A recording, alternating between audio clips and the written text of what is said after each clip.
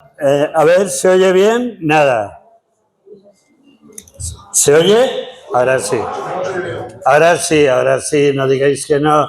Buenas tardes a todos los aquí presentes en este viernes 17 de octubre de 2025. Para los que no me conocéis, me presentaré. Soy Paco Rubio, soy actor presencial de teatro y cine y actor de voz en radioteatro, además de director general de ficción sonora en Hola Mundo Online Radio de la Agencia Mundial de Prensa. Dicho esto, saludos cordiales a todos y quería empezar porque no sé si todos han oído hablar de la Pepa.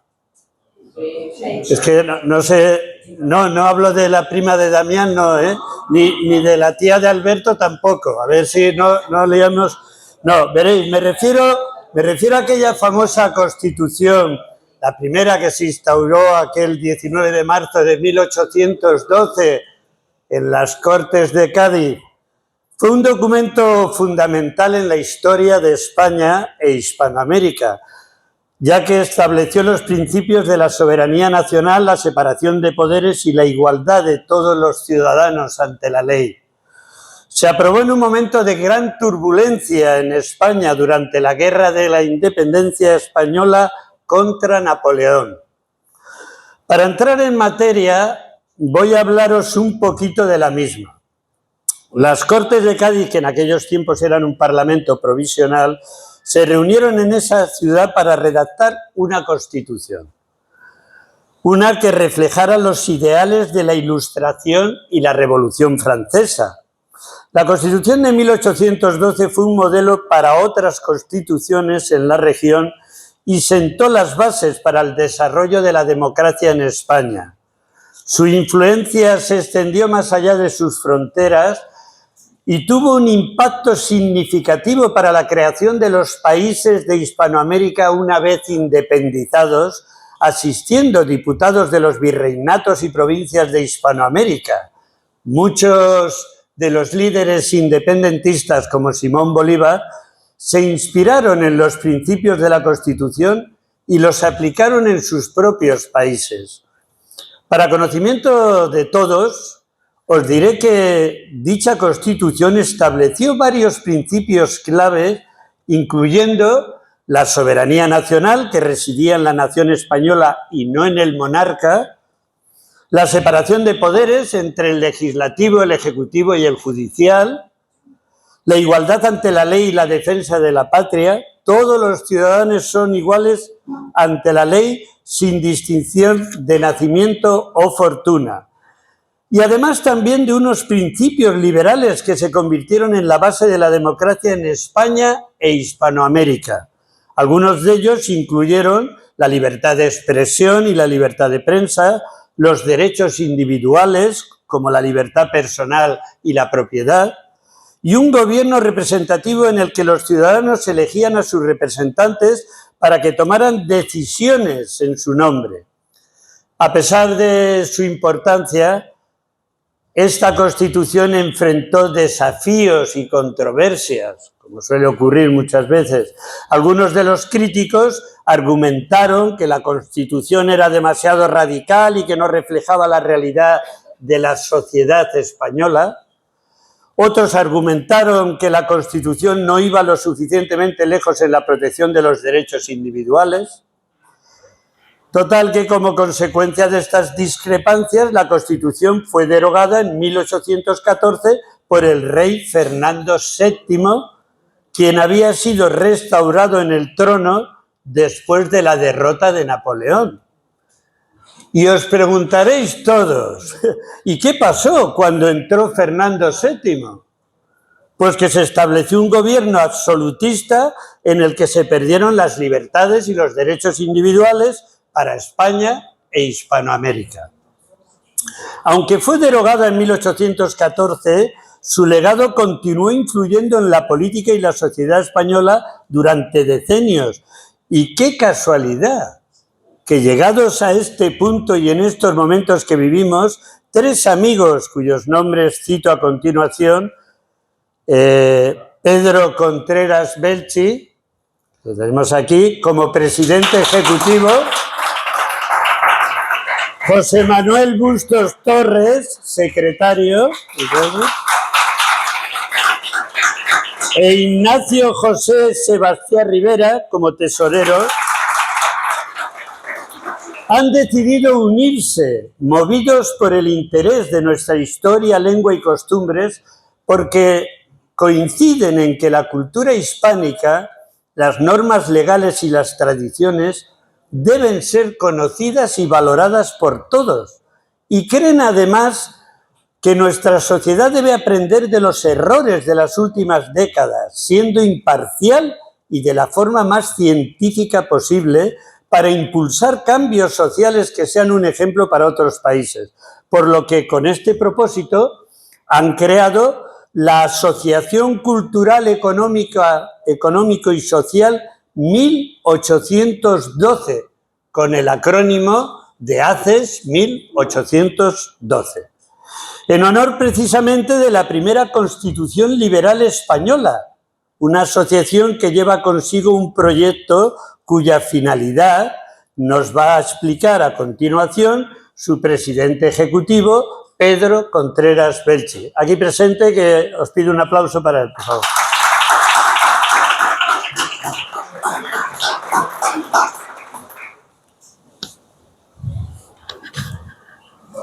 Buenas noches. En principio no debería de ser yo, pero hay que adaptarse a los inconvenientes, porque el presidente Gonzalo ha tenido que irse a los hospitales con su madre.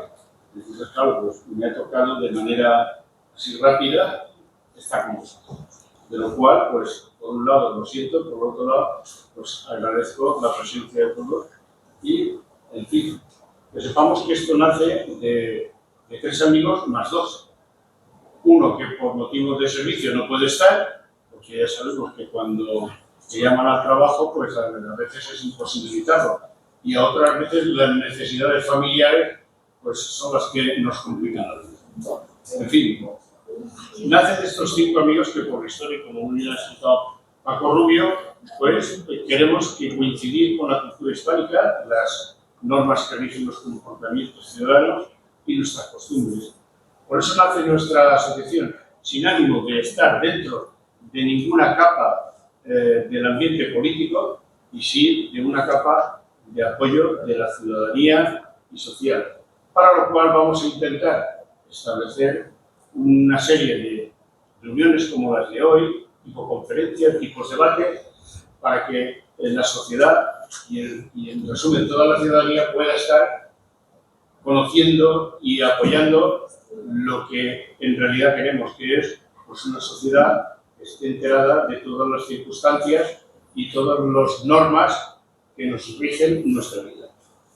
Debido a esta iniciativa, por tanto, y al interés de estar al día a día, pues coincidimos en una reunión en Cullera, y de ahí viene que los otros 2 pues, no estén aquí, porque uno vive en Alcira, o sea, trabaja en Alcira, y el otro pues trabaja en Cullera, y encima pues ha surgido estos imprevistos.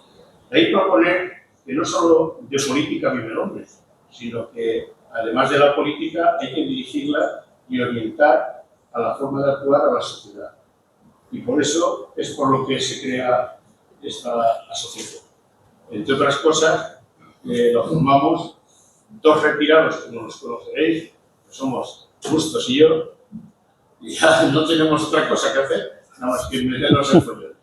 Y uno de ellos es este, Bustos, retirado, al igual que yo, y otro compañero que lo tenemos aquí, que bueno, él no está retirado y está compatibilizando a duras pues toda la labor de la asociación como buen tesorero. Esperemos que tenga mucho de trabajo, porque si no, mal asunto. Y por lo demás, pues muchas gracias, porque no puedo deciros muchas más cosas. Gracias por haber venido y, en fin, ahora voy a poner el paso a nuestro amigo José Javier Esparza, que nos va a dar un poquito de su... Oye, ¿ves? Como cuando las cosas vienen así se encuentran. Efectivamente, os paso por el... Gracias.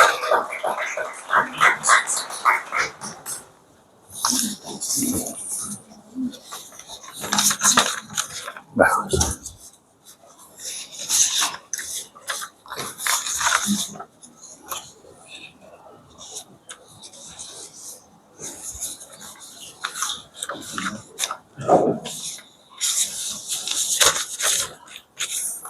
Bueno, un momentito que se me habían revuelto los papeles. No sé si aquí el señor Pedro Contreras, como ha dicho que está retirado, me ha retirado el papel ya y todo.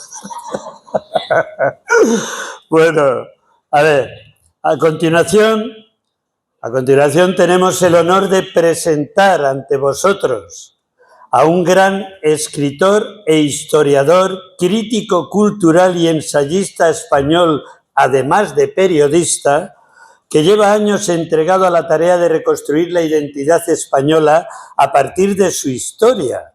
De hecho, son testimonios su exitosa trilogía que os recomiendo a todos, sobre la Reconquista, vendida por docenas de miles de ejemplares, la Cruzada del Océano sobre el descubrimiento y conquista de América, la historia de la yihad, tal día como hoy, almanaque de la historia de España, tercios, historia,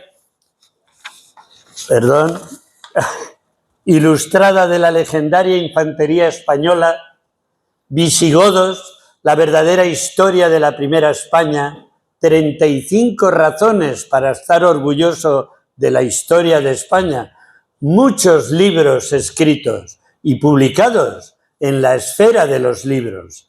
Estamos hablando de nada más y nada menos que José Javier Esparza Torres, a quien le damos la bienvenida.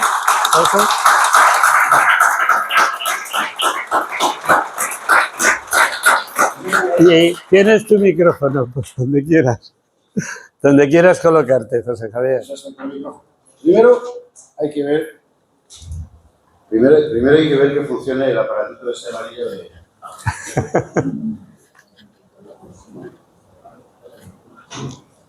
Ahora. Bueno, muchísimas gracias a todos, muy buenas tardes. Gracias por haber venido hoy a hablar a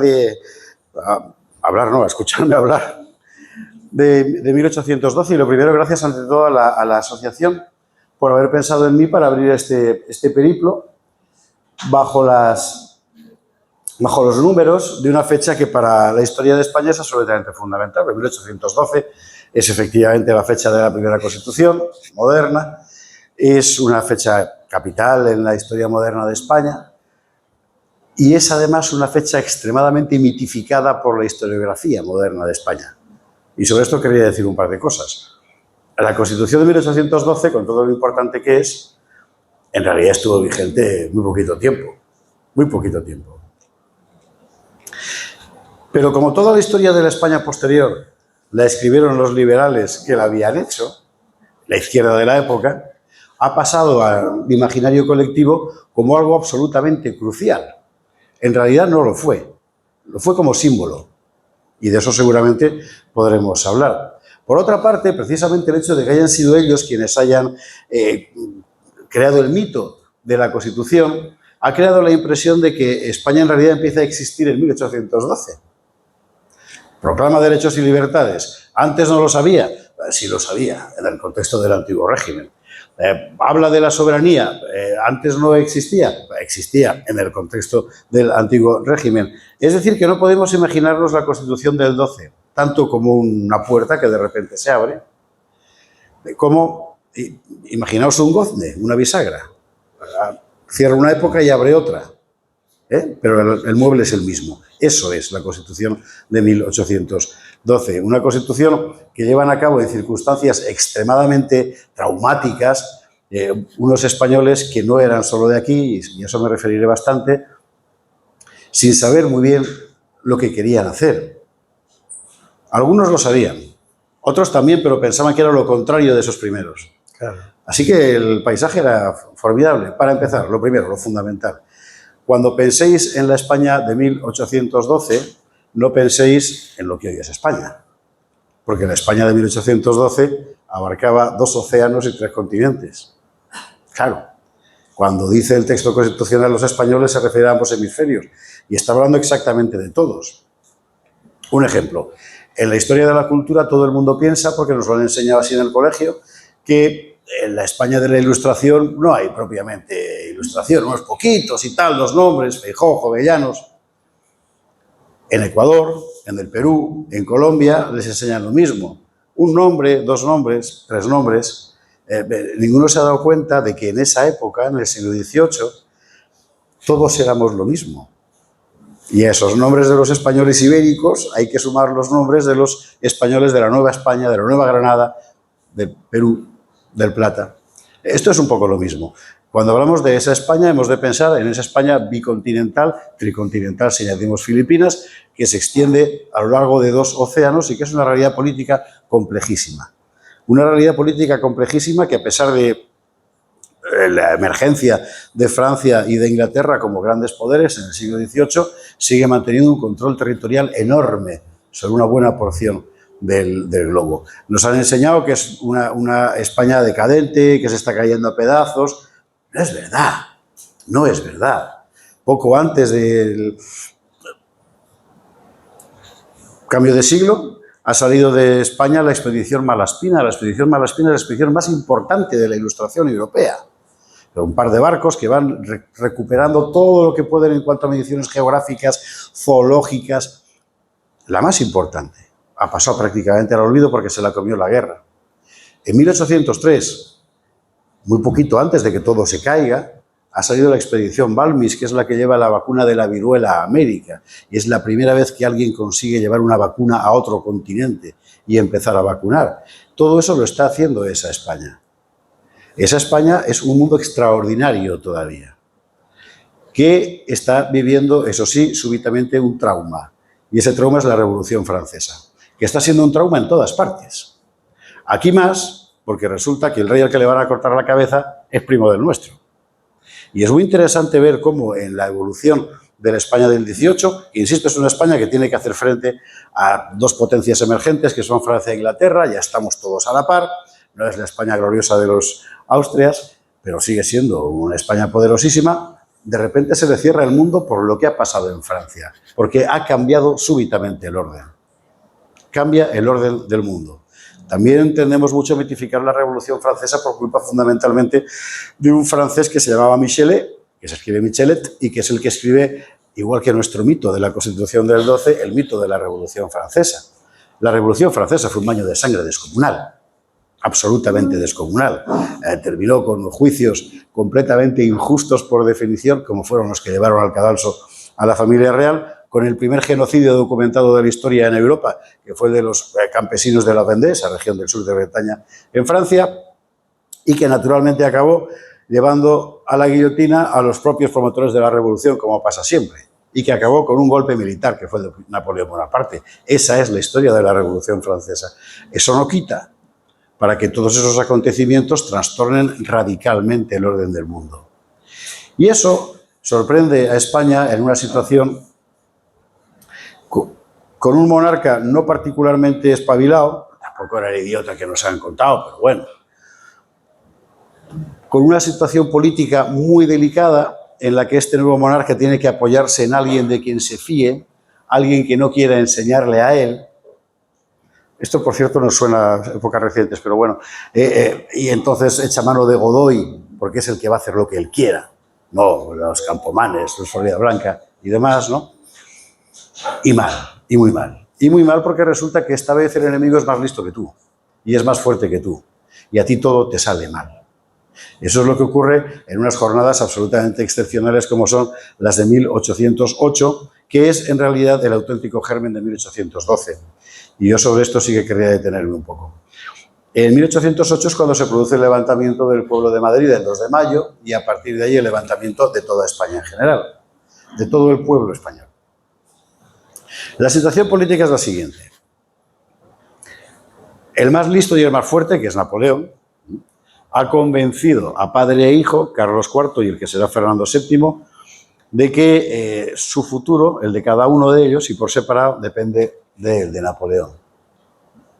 Y era verdad, por otra parte.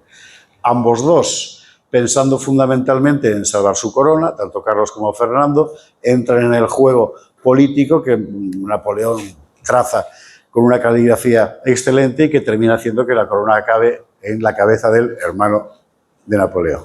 Bueno, por el camino, en España están pasando muchas cosas que generalmente no se nos cuentan, pero que son muy importantes para entender por qué va a pasar enseguida todo lo que va a pasar. Lo primero, se llena España de conspiradores, y no de conspiradores liberales, de conspiradores que conspiran para Fernando, para el hijo de Carlos, porque todo el mundo está viendo que Carlos IV ha perdido toda iniciativa. Antes del 2 de mayo, ahí en Aranjuez, un motín.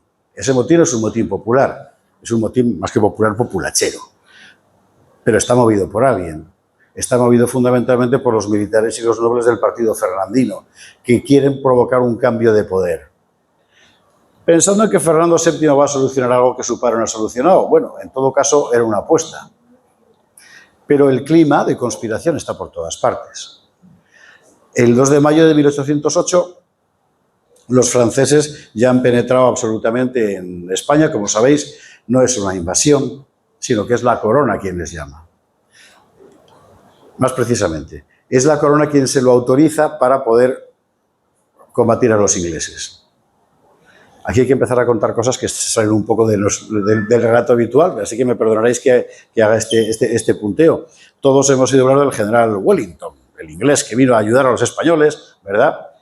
Wellington no venía a ayudar a los españoles. Wellington tenía un ejército acantonado en la isla de Cork, cuyo objetivo era invadir por una parte Cartagena de Indias, por otra parte Buenos Aires. Era un ejército dirigido contra España. De hecho, han intentado 2 veces antes invadir Buenos Aires y ambas 2 veces la resistencia local lo ha frustrado. Ese ejército de los ingleses no viene a ayudarnos. Por eso se puede entender que la corona española cediera a la pretensión francesa de que las tropas francesas cruzaran la península para ir a Portugal, que era el aliado clave de Inglaterra.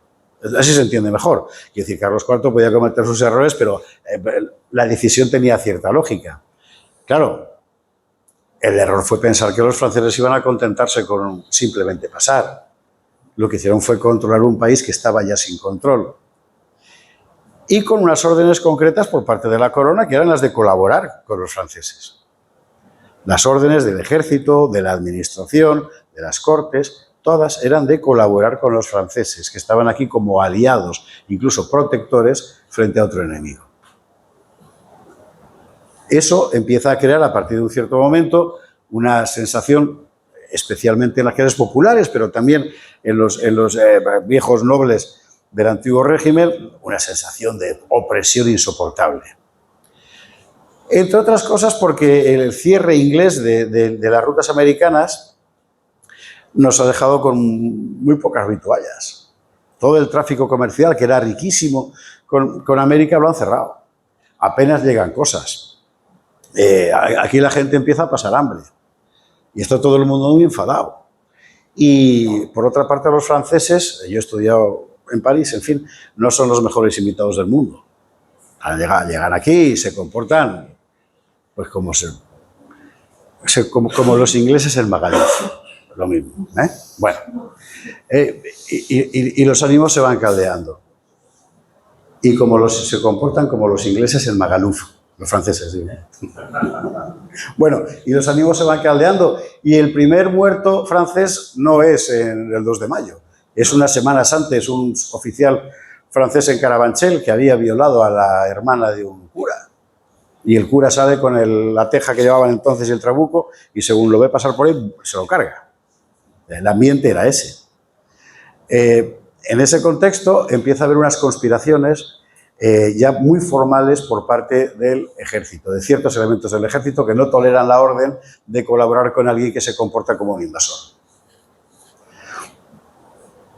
Esta conspiración militar es fundamental para entender el 2 de mayo. Al mismo tiempo hay también una conspiración política. Y lo que entonces se llamaba Junta Suprema, que era el gobierno que había dejado aquí la corona, da una orden secreta para que se constituya una Junta Suprema alternativa por si los meten en la cárcel. Y esa Junta Suprema Alternativa no está formada por liberales, está formada por gente del antiguo régimen, por los grandes nobles de la vieja situación, ¿no? de la España imperial. Como sabéis, el 2 de mayo, el jefe francés en Madrid, que es el mariscal de Murat, decide llevarse a lo que queda de familia real a Bayona. Por algún motivo, mira tú por dónde, ese día en la Plaza de Oriente había decenas de miles de personas, pero nunca había nadie allí. Pero mira tú por dónde ese día sí que había gente. Por algún motivo, mira tú por dónde, esa gente, que era gente del pueblo, en fin, que no sabía los enjuagues de palacio, se entera de que se van a llevar a los infantes. Evidentemente, alguien los había llevado allí, alguien se lo había contado, y cuando ven salir de palacio a los chavales, con dos, se lanzan a la calle al grito de que nos los llevan, que nos los llevan, y se lían a cuchillar franceses. Y así empieza el 2 de mayo. Y así empieza el levantamiento del pueblo en Madrid contra los franceses. Y mira tú por dónde esa gente que se levanta, en principio como una mera sublevación popular, en cuanto ve que los franceses meten más militares, van todos de consuno a un sitio que es el parque de artillería de Monteleón. Si conocéis Madrid, es donde está la plaza del 2 de mayo, hay un parque que es el parque de artillería, porque allí están las armas.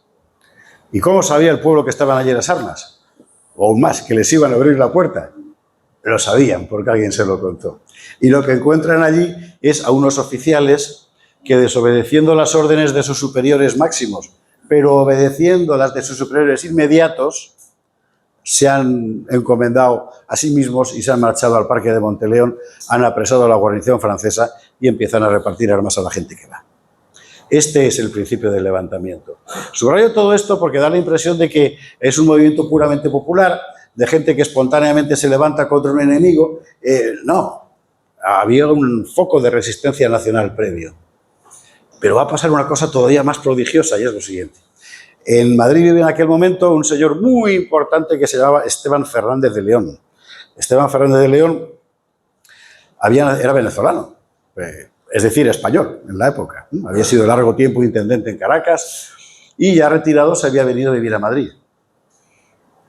Formaba parte de esa junta secreta que se había constituido en caso de que metieran en la cárcel a la Junta Suprema. Esteban Fernández de León ve lo que está pasando en la capital, coge el carro, la mujer, las hijas y se marcha fuera de Madrid, pero no huye de Madrid, se va a Móstoles. ¿Por qué a Móstoles? Que es un sitio, es una ciudad dignísima, y no seré yo quien menosprecia a los mostoleños, pero en la época es un pueblo perdido en la carretera de Extremadura. Bueno, porque en Móstoles hay otro gran señor, que se llama Juan Pérez Villamil, gran jurista de la corona, que también formaba parte de esa junta secreta, que tendría que haber tomado el poder en Madrid. Y son los dos quienes empiezan a plantearse qué podemos hacer para que el ejército tenga noticia de esto y se levante. Y Pérez Villamil, que es un gran jurista, piensa, lo que tenemos que hacer es un bando municipal. ¿Por qué? Esto también es interesantísimo. Porque en la España de aquel momento y desde los tiempos iniciales de la Reconquista, los municipios en España son una fuente de legitimidad directa. Ponen directamente en relación al ciudadano con el rey. Los municipios, desde el principio. Cuando Núñez de Balboa tiene que escaparse de Enciso que le quiere meter en la cárcel, funda un municipio, según toca tierra firme, Santa María de la Antigua. Cuando Hernán Cortés quiere escaparse del virrey que le quiere, funda un municipio, que es Veracruz. Aquí es lo mismo, van a un municipio. Para que los alcaldes, que eran dos de Móstoles, lo firmen. Y eso va a tener poder de ley. Había dos alcaldes porque en la época los ciudadanos no eran todos iguales ante la ley, o más bien no tenían la misma ley. De tal forma que había un alcalde para el estamento de hombres buenos que se llamaba y otro para el pueblo.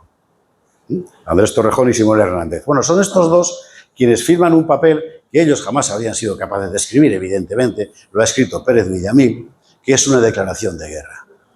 Por eso es concebible que fuera un pequeño municipio perdido en la estepa madrileña el que declarara la guerra a Napoleón, porque no era un pequeño municipio, era un municipio.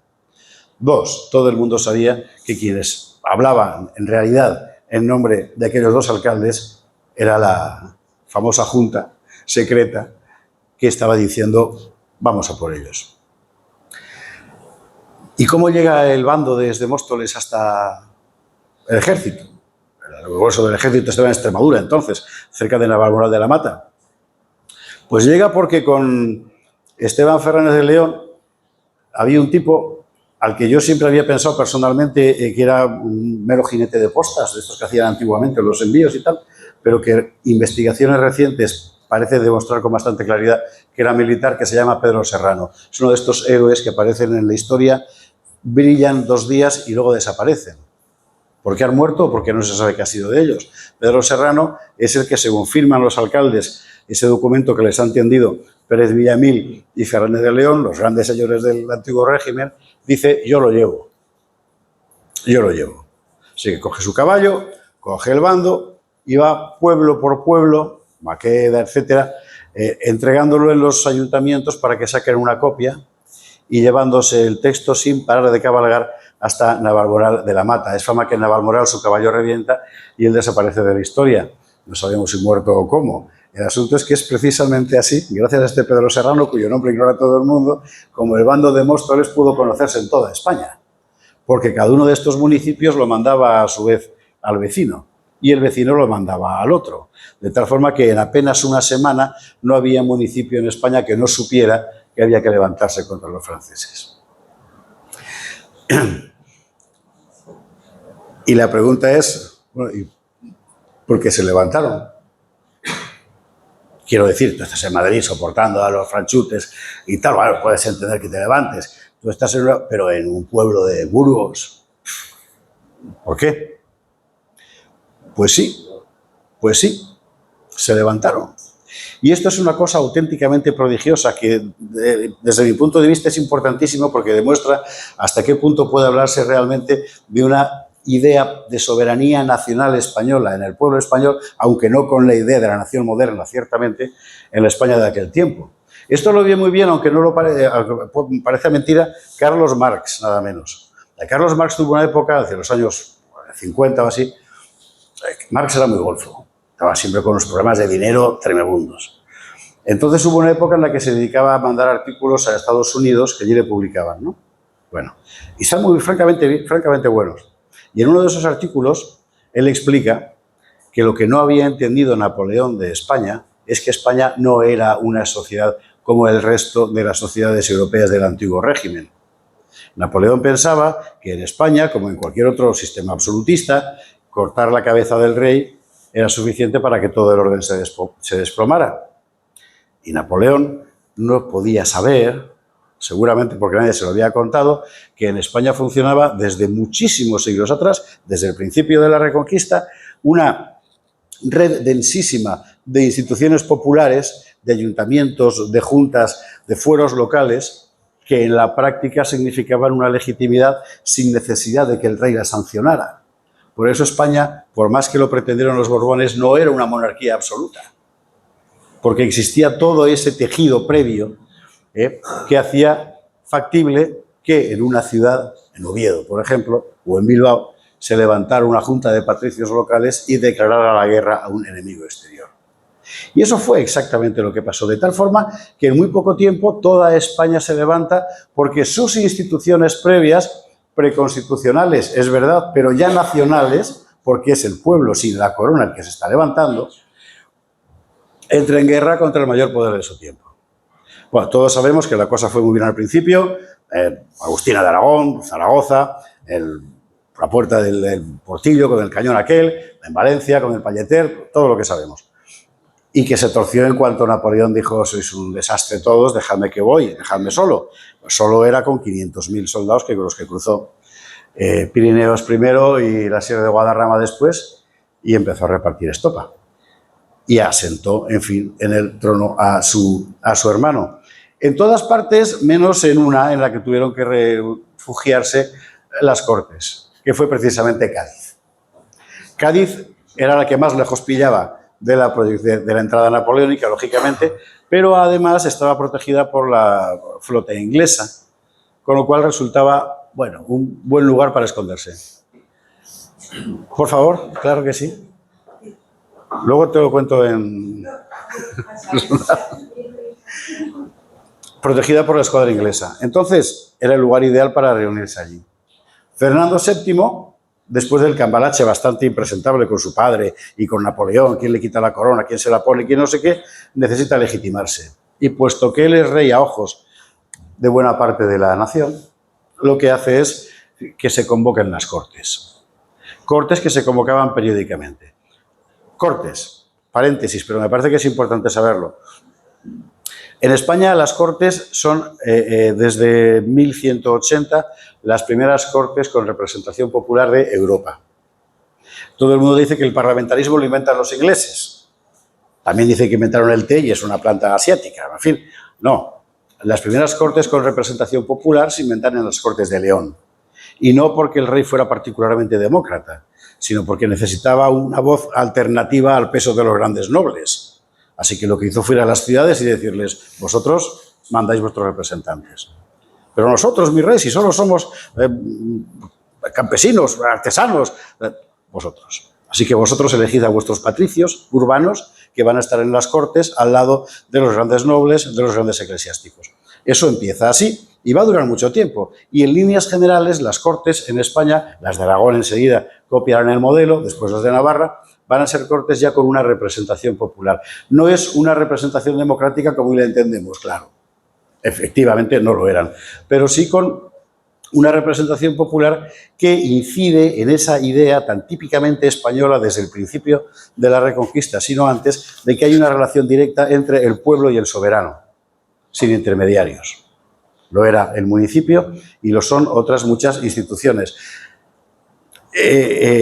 ¿Sabéis que Carlos III todos tenemos en la cabeza quién es, ¿no? Este rey que era como Juan Carlos de Borbón, pero más flaco y con peluca, y que le hicieron la canción de Mírala, mírala, la puerta de Alcalá, etc. Y todo el mundo piensa que era un rey liberal y... Bueno, Carlos III es el primer rey que intenta meter en España la doctrina del derecho divino del monarca. Porque en España los reyes nunca han sido de derecho divino. Esto es una cosa típicamente francesa. Es una cosa típicamente francesa, sobre todo por las guerras civiles horribles del XVI, las guerras de religión que dejaron centenares de miles de muertos, que cuando se solucionan la única opción para el rey es decir, yo voy a reinar porque Dios lo ha mandado. Pero es una cosa muy específicamente francesa que teoriza un gran teólogo que se llama Bossuet. Bueno, en España nunca había sido así. Y Carlos III, que está francamente preocupado por el hecho de que España sea un país donde le da la impresión de que todo el mundo va a su bola, el pueblo le monta motines, los curas hacen lo que quieren, se van a hacer misiones por América y, no le dicen, y eso él no lo puede soportar, quiere reintroducir, al mismo tiempo que expulsa a los jesuitas, quiere introducir en España el derecho divino de la monarquía, que no lo consiguió, Subrayo todo esto porque en un momento tan crucial como este de 1808, 9, 10, 11, 12 y hasta la Constitución, el rey español nunca fue un rey absoluto. No podía.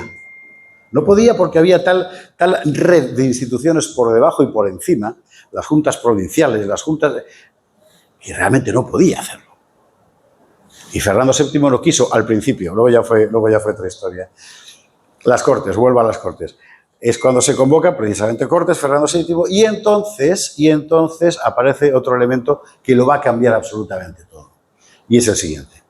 Vosotros pensad que sois gobernantes de un país que incorpora la península ibérica, toda Centroamérica, todo el Perú, el estuario del Plata, las Filipinas, y que queréis juntar a todo el mundo, en un mundo en el que no hay aviones, evidentemente, y además que está en guerra. No va a ir nadie. Es muy difícil. Aún así habrá representantes de los virreinatos, que no colonias, nunca lo fueron, de los virreinatos en las Cortes de Cádiz, pero muy poquitos. Y lo mismo con los representantes de la propia península, porque cruzar la península en tiempos de guerra era complicado. Entonces, un grupo muy concreto, en torno al conde de Toreno fundamentalmente, Queipo de Llano, se llamaba, de apellido, empieza a maniobrar para llenar todas las cortes de liberales.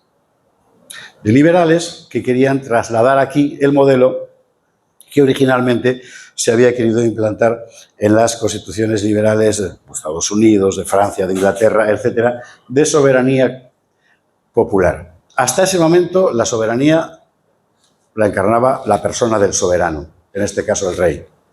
Con un poder limitado, no queríamos visto, no quiere decir que fuera ilimitado, pero era un poder personal. Lo nuevo es, el soberano no es él, el soberano es la nación. ¿Y qué es la nación? Pues esta es una pregunta con una respuesta complejísima y mucho más en aquella España, porque la idea de la nación es la reunión de los españoles de ambos hemisferios, significa que la nación existe ya, y que está aquí y está allá. ¿Y cómo sabes quiénes son los representantes adecuados? ¿Y cómo los eliges? ¿Y quién? En realidad es una pura declaración ideológica, pero es muy importante. Es muy importante porque, digamos, que menoscaba la capacidad política del rey, por supuesto que es importante, y abre el mapa para un cambio de régimen profundísimo. Por eso el conde de Toreno, en un libro absolutamente crucial, fundamental, porque además él lo vivió, no habla de guerra y constitución en España, habla de guerra y revolución en España. Porque para ellos lo que estaban haciendo era una revolución. Ellos pensaban que estaban haciendo la revolución francesa en España. Luego el tiempo pasa, las corrientes cambian, los viejos abuelos turbulentos liberales nos parecen gente muy de orden y de derechas, pero en la época la izquierda eran ellos, eran los que estaban haciendo esa revolución y eran perfectamente conscientes de lo que estaban haciendo. Llenaron las cortes con gente sacada de aquí y de allá, de las pequeñas logias que funcionaban, más o menos masónicas, en Andalucía, en Madrid, etcétera. Luego se recusó que participaran en estas cortes, claro, porque nada les legitimaba. De repente aparecía un canónigo de una catedral que era procurador en las cortes y decía, oiga, que me he ido a sentar y aquí había un señor de Cádiz. Las cortes fueron así. Sin embargo, con todo, aquellas cortes consiguieron el fenómeno de que mucha gente que en principio habría sido reacia a aprobar aquello en cualquier otro momento, en este, sin embargo, sí lo aceptara. Y que lo aceptara porque era absolutamente crucial, por lo que tenía de símbolo de la resistencia nacional. El valor, desde mi punto de vista, en fin, es una opinión, el valor real de la Constitución de 1812 no es tanto el texto constitucional como lo que representa para la gente que en aquel momento ve aquí una afirmación de su capacidad de resistencia frente a un poder enemigo. Frente a un poder enemigo, que es el francés, que es el poder absoluto, y enseguida frente al poder inglés, pero esta es otra historia. No sé cómo voy de tiempo, me pongo ¿8 qué? Ah, que son las 8, vale. ¿15 minutos más? Venga, 15 minutos más. El texto de la Constitución, como sabéis, queda en papel mojado enseguida. No se aplica nunca, por supuesto, mientras dura la guerra, claro. Cuando la guerra acaba y vuelve Fernando VII, varios de los diputados que estaban presentes en aquellas cortes van a recibirle y le presentan un manifiesto, el manifiesto de los persas, a los contaré por qué se llama así, donde lo que dicen es se acabó lo de la Constitución, vamos a volver al orden anterior.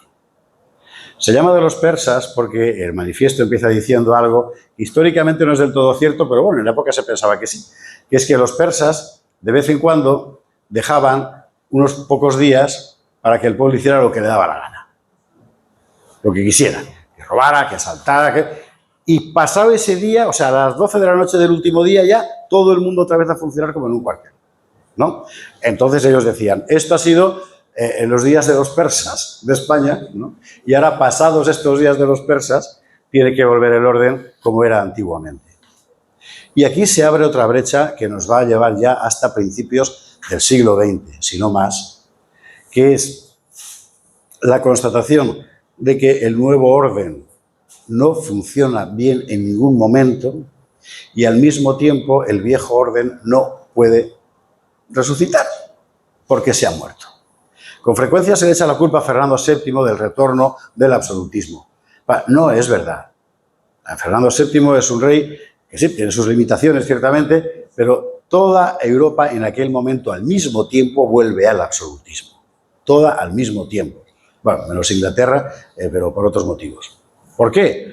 Pues lo que ellos ven es tanto en Viena como en Moscú, como en París, es porque París, como se ve, Francia ganó las guerras napoleónicas. Yo no sé cómo hacen los franceses, siempre todas las guerras que pierden parece que las han ganado, pero bueno, en fin, Francia ganó, la corona francesa ganó las guerras napoleónicas.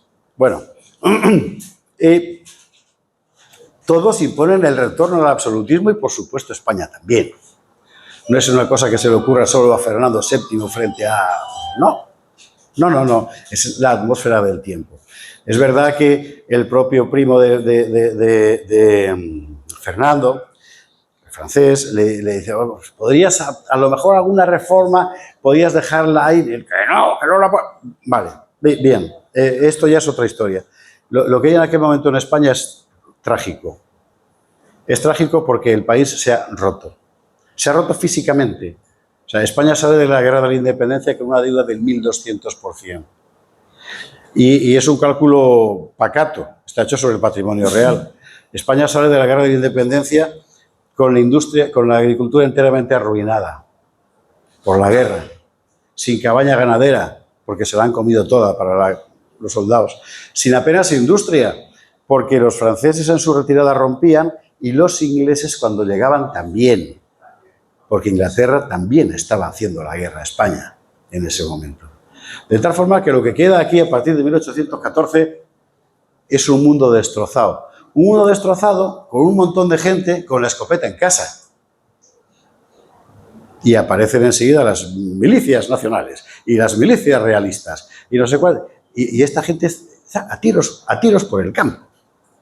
Esa es la España que empieza a partir de ese momento, con un rey que ciertamente tampoco era la persona más inteligente del mundo y que no encuentra otra forma de cerrar que reprimir y reprimir y reprimir. Hasta que en una de estas, tanto se le va la mano que le dan un golpe militar. Un golpe militar que es el de Riego en 1820. Golpe militar, por cierto, del que hay que contar una cosa. Mientras todo esto ocurría aquí, en la otra parte de España, que era la americana, empezó una guerra civil, porque fue una guerra civil, entre los partidarios de seguir con la corona española y los partidarios de la emancipación. Y en esa guerra civil, los partidarios de la emancipación tienen ayuda inglesa, la Legión Inglesa, se llamaba así. Los partidarios de seguir con la corona no tienen ninguna ayuda exterior porque España no puede mandar tropas, porque no hay. Hay un señor que se llama Morillo, que hace maravillas conteniendo al animal de Simón Bolívar, pero poco más. Hay un momento, hacia 1820, en el que está a punto de ganar Morillo a Bolívar. Y además, en ese momento, España ya puede aportarle a Morillo en los refuerzos que necesita. Y monta un gran ejército. Y lo acantona en Cádiz. Y es justo en ese ejército donde se subleva Riego. De tal forma que nunca habrá socorro para Morillo en América, se perderán irremediablemente los virreinatos y aquí empezará otra revolución liberal financiada fundamentalmente por Mendizábal sobre la base del dinero inglés, que será de 1820, y volverá a la Constitución de 1812, porque es su reclamación. Y después de 3 años de gobierno, serán tan incapaces de aplicar la Constitución que el final será el llamamiento de Fernando VII al duque de Angulema para que entre con un ejército, los famosos 100.000 hijos de San Luis, para restablecer el absolutismo. ¿Sabéis? Nos han enseñado a todos que los españoles de la época eran tan borricos y tan fachas todos que gritaban ¡vivan las cadenas, vivan las cadenas! Bueno, era una coña. Es decir, los liberales habían estado 3 años diciendo que iban a librar a los españoles de sus cadenas. En esos 3 años el desastre de gobierno había sido tal que la gente salía a la calle a gritarles de cachondeo ¡vivan las cadenas! Eso fue lo que pasó.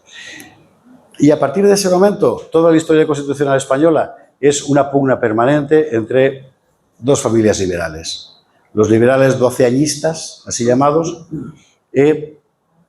que son partidarios de reimplantar de una forma u otra la Constitución del 12, y los liberales exaltados, que son partidarios de eliminar cualquier tipo de referencia al rey en la soberanía nacional. Y todo nuestro siglo XIX podría contarse así, y como es muy largo y muy complicado, ahí no me voy a meter, simplemente me quedaré en la importancia de la fecha 1812 para nuestra historia nacional. En 1812, la guerra contra Napoleón estaba muy lejos de poder ganarse. Hay la batalla de los Arapiles, que es una victoria importante, aunque con un número de bajas tremendo por las dos partes. Pero Wellington llega a tomar Madrid, pero tiene que marcharse. O sea, no, está muy lejos. Lo que salva a España en aquel momento es el desastre de Napoleón en Rusia.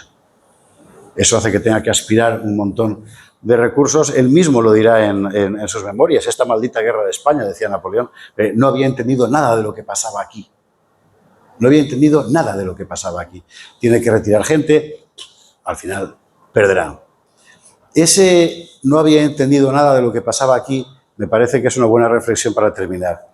Con frecuencia los españoles, cuando nos cuentan ahora la historia, no entendemos nada de lo que pasa aquí. O sea, a ti te cuentan la Constitución de 1812 con los términos convencionales como os han enseñado a mí, a vosotros, imagino. Y realmente es incomprensible. Para poder entenderlo hay que entender todo lo que Napoleón no sabía, ¿no? Primero, que nuestro sentido de la libertad personal y popular viene de muy antiguo, que no es una constitución. Es más importante. Permite hacer una constitución. Que nuestro sentido de las libertades colectivas arranca muy antiguo, con los municipios de la Reconquista. Que nuestro sentido de la limitación del poder de la corona no arranca con la Constitución de 1812, arranca mucho antes, concretamente con la llamada teoría populista del jesuita Suárez, según la cual, al contrario de lo que pensaban los franceses, el rey no es la palabra de Dios en la tierra, sino que es efectivamente un poder que Dios ha puesto ahí, pero porque el pueblo ha querido y por tanto debe darle explicaciones, cosa que también es única. Napoleón no sabía que al fin y al cabo nosotros españoles tenemos una historia previa muy larga, llena de gente que ha luchado siempre por sus libertades personales y colectivas, por sus libertades concretas, y que por eso somos capaces de hacer una constitución detrás de otra, ¿no? Y digan lo que digan, seguir manteniendo esas libertades. Es posible que hoy eso se haya olvidado, pero aquí estamos precisamente para recordarlo. Para recordar que fundamentalmente somos un pueblo de gente libre. Un pueblo de gente libre que seguirá siéndolo mientras sepa seguir recordando quiénes somos. Y para eso precisamente ha nacido esta asociación. Gracias mil. Vale, y ahora, gracias mil. Muchas gracias. Gracias. Muy bien. Muy bien, muy bien. Muy bien. Esparza. Si alguno quiere hacer alguna pregunta.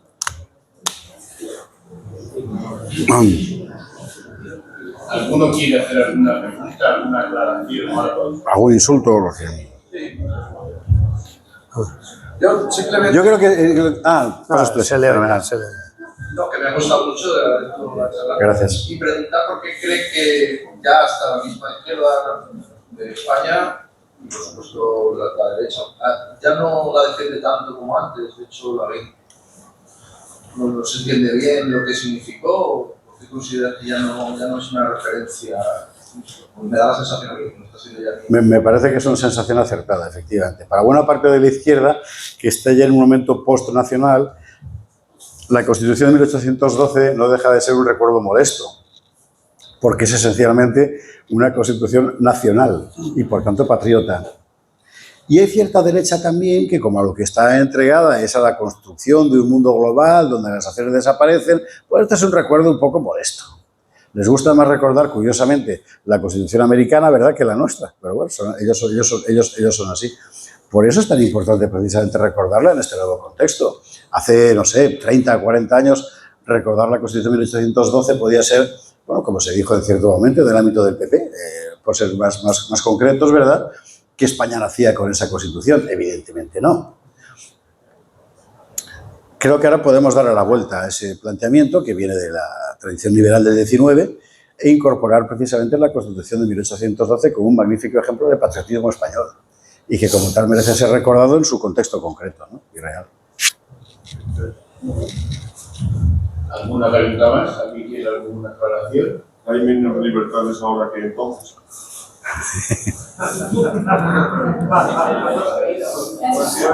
La pregunta es, ¿hay menos libertades ahora que entonces? Bueno, libertades personales. Es que no es lo mismo libertades personales que libertades públicas. Claro. Libertades públicas, en principio y teóricamente hay más, en cuanto a capacidad de expresión, etc. Luego es verdad que tú no puedes montar un periódico si no eres rico, pero bueno, una web sí que la puedes montar. Así que en términos de libertades públicas, teóricas, sí que hay más libertades públicas ahora que entonces. Otra cosa es que entonces, en una sociedad como la del siglo XVII y XVIII, la necesidad de libertades públicas era una cosa muy reducida, muy limitada. Se limitaba a una clase concreta, que es la burguesía, por eso hay revoluciones. En cuanto a libertades personales, es verdad que el crecimiento hasta lo monstruoso de los aparatos estatales y de esos sistemas de control han hecho que hoy no sea posible escapar a ningún lado. Cosa que hasta, yo no te digo el 19, hasta 1950, vamos, era perfectamente posible, hoy ya no. El Estado ha crecido de tal forma que, por así decir, se ha desprovisto de su contenido político, porque en realidad ya no manda nada, ya no pinta nada, ni en la política agraria, ni en la política, no. Y por el contrario, ha incrementado exponencialmente su contenido represivo y de control, de tal forma que las libertades personales han ido menguando a toda velocidad, sin ninguna duda. ¿Alguna pregunta más? Bueno, agradezco a Paco Rubio su presencia y para finalizar el acto y para despedirlo, hará una declamación de un poema de Pablo Parellada, titulado El idioma castellano, que es otra de las ideas de la creación de esta asociación, defender nuestros idiomas, tanto el nacional como el de Valencia. Porque qué mejor para unir a los dos continentes que la lengua castellana. ¿Sabes, Paco? Sí.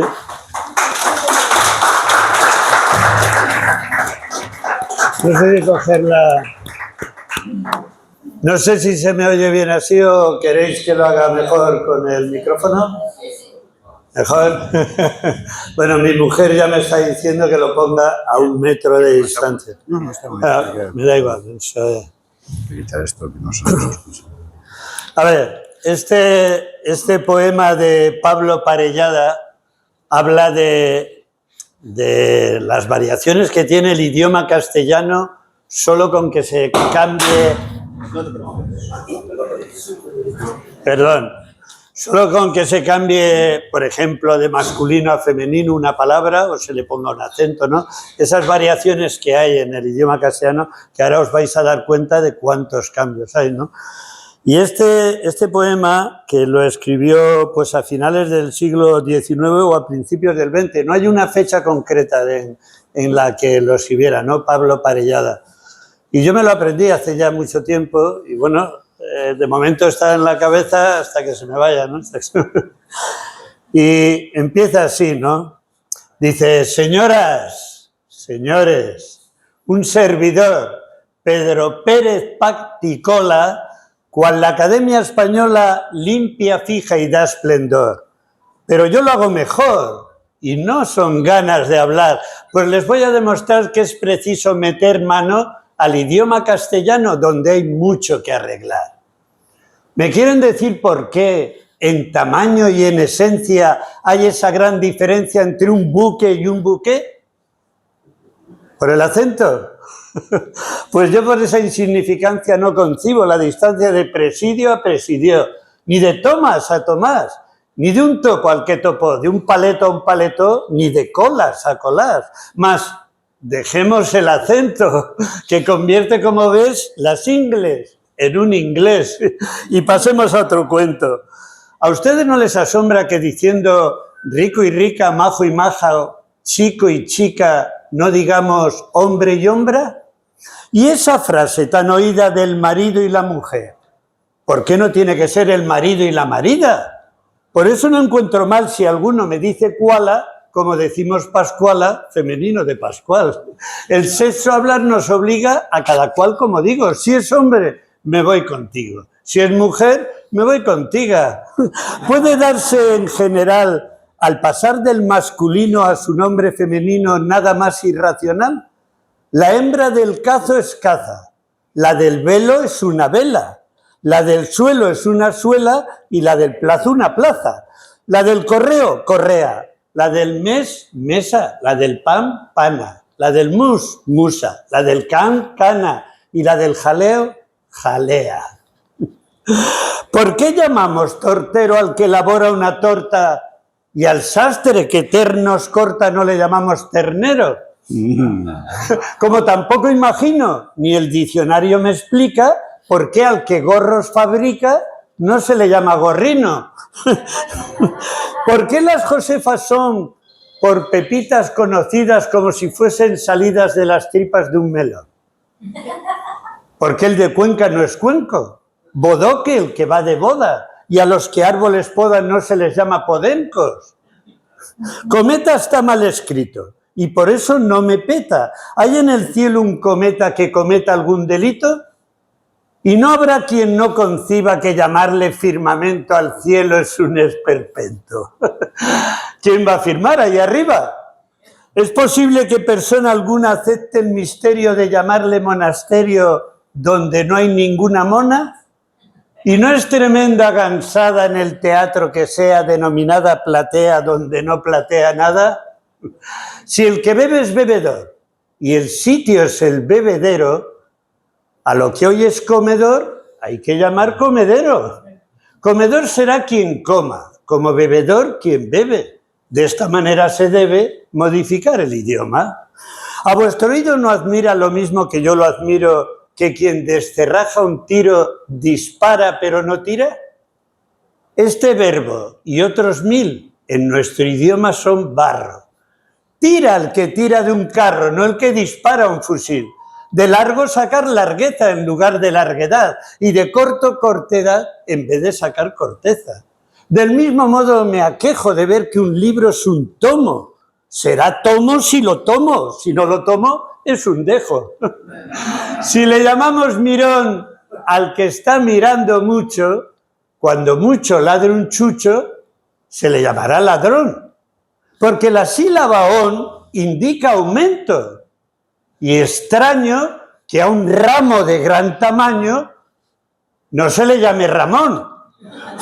Y por la misma razón, si los que estáis escuchando un gran rato estáis pasando un ratón. Y basta para quedar convencido el más profano que el idioma castellano tiene mucho que arreglar. Con que basta ya de historias. Y si al terminar me dais 2 palmadas, no temáis, porque os llamen palmatorias.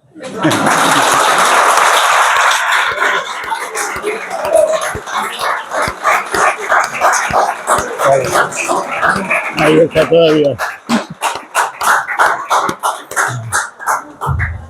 Bueno, estimados amigos, con esta declamación de nuestro amigo Paco, ya damos por final el acto de la presentación de hace 1812. Quedamos a vuestra disposición.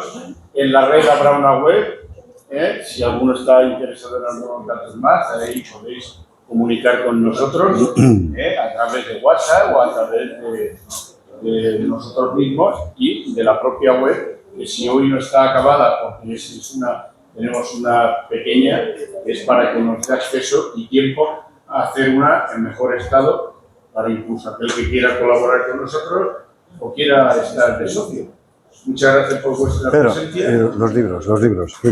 A la salida, si alguno está interesado, ha venido de la editorial con la que de La Esfera.